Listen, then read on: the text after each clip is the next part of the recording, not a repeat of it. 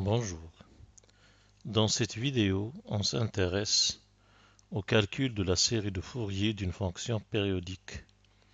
On considère pour cela la fonction f de pi périodique définie sur l'intervalle moins pi plus pi par f de x égale pi moins x si x est entre 0 et pi, ouvert en 0, f de 0 égale 0, et f de x égale moins x si x appartient à l'intervalle ouvert moins pi 0. Notons que f de pi égale 0 et par périodicité, f de moins pi est aussi égal à 0. Première question, donner la série de Fourier de f. Deuxièmement, en déduire la somme de la série numérique sigma de moins 1 puissance p sur 2p plus 1 pour p supérieur ou égal à 0. Alors, si nous représentons graphiquement cette fonction, nous voyons que sur l'intervalle 0pi, f de x égale pi moins x, elle est continue, son graphe est un segment de droite entre 0 et pi, et sur l'intervalle moins pi 0, f de x égale moins pi moins x, son graphe est aussi un segment de droite. Donc nous avons là en jaune, entre moins pi et pi, le graphe sur une période, avec f de 0 égale 0. On termine le graphe par périodicité. Il suffit de translater ce morceau de graphe suivant les périodes, donc par translation suivant l'axe des x. On remarque ici que la fonction f est impaire, facile à vérifier. Nous avons en effet f de 0 égale 0. Ensuite, si x appartient à l'intervalle 0, pi, nous avons moins x qui appartient à l'intervalle moins pi 0, et en utilisant l'expression de f sur l'intervalle moins pi 0 avec moins pi exclu, nous avons f de moins x est égal à moins pi moins x, ou encore moins pi plus x, ou encore moins pi moins x, c'est-à-dire moins f de x. Notons que f de moins pi est égal à f de pi égale 0 par périodicité. F est donc impair. F est donc impair. Cela signifie que dans la série de Fourier, les coefficients A0 et AN sont nuls. Seul reste à calculer les Bn.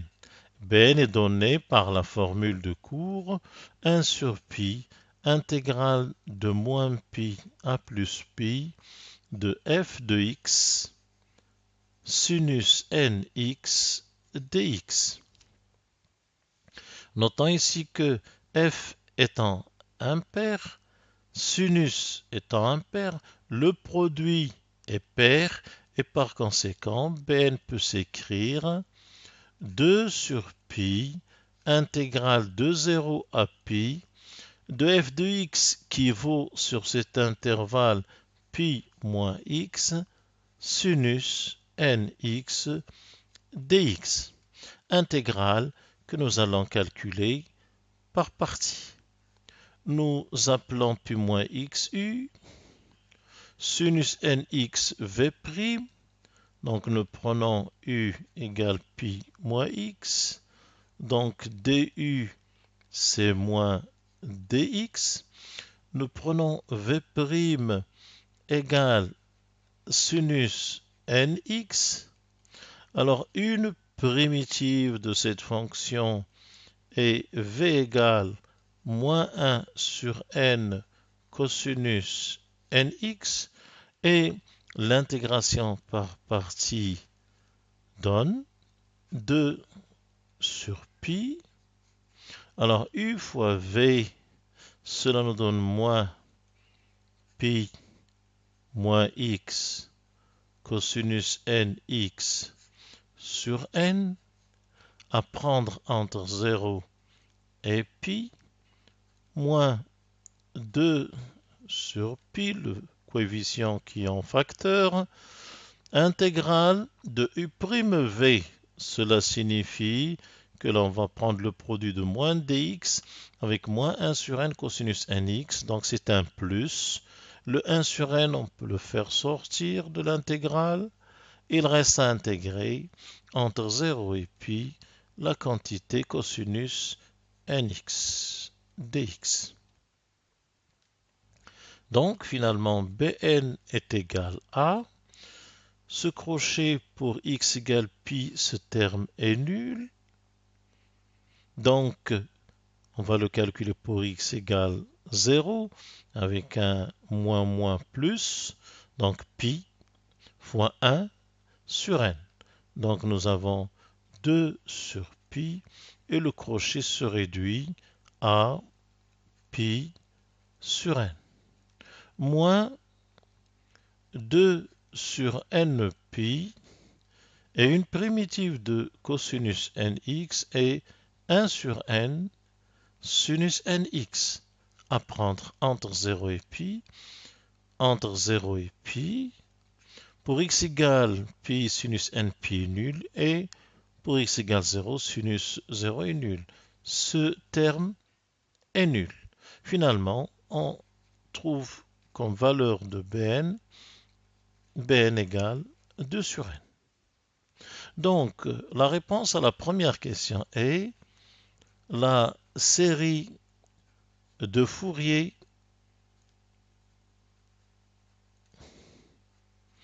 de f est donnée par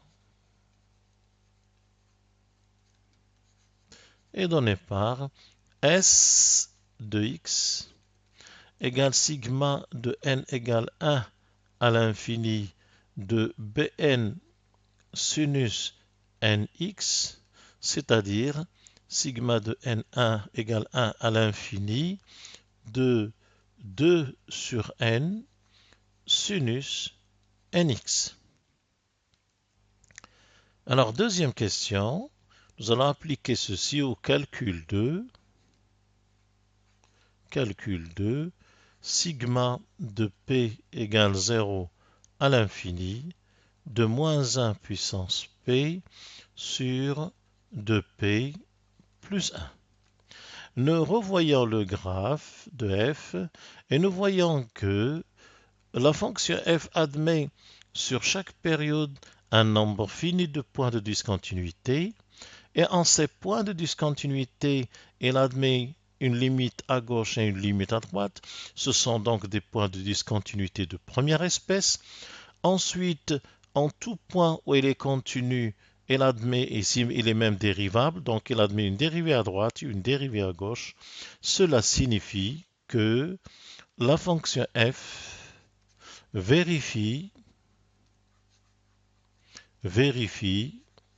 les hypothèses du théorème de Dirichlet.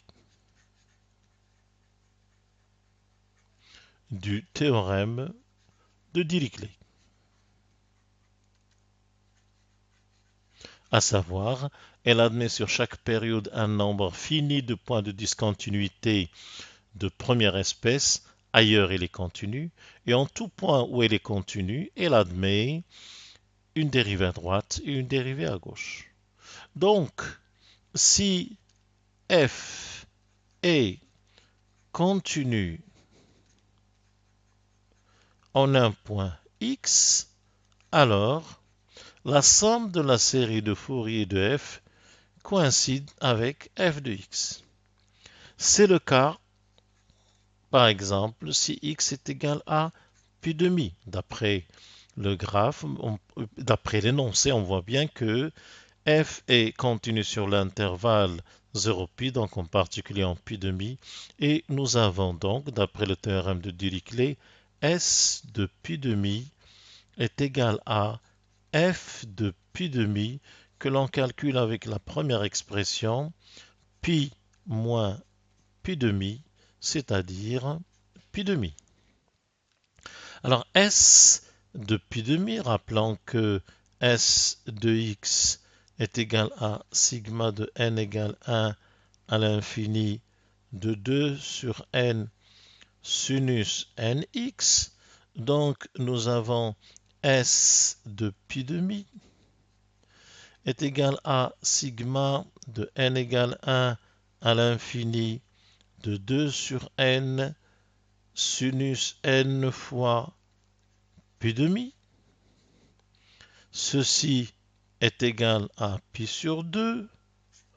Et par conséquent, en développant ceci, nous allons avoir pour n égale 1, 2 sur 1 sinus pi demi, 2. Pour n égale 2, sinus pi nul, donc il n'y a pas de terme. Pour n égale 3, nous allons avoir 2 sur 3 sinus 3 pi sur 2 qui vaut moins 1, donc moins 2 sur 3. Pour n égale 4, sinus donc 2 pi est nul. Et pour n égale 5, sinus 5 pi demi vaut 1, plus 2 sur 5, et ainsi de suite, moins 2 sur 7, etc. Cette somme étant égale à pi sur 2. En divisant par 2, on trouve que l'on a 1 moins 1 tiers, plus 1 cinquième, moins 1 septième, etc. est égal à pi sur 4. Or, cette somme n'est autre que la somme. Il y a des termes impairs en bas, et le moins, c'est moins 1 puissance p. Comme 2p plus 1 commence à 1, p commence à 0, à l'infini. Cette somme est donc égale à pi sur 4.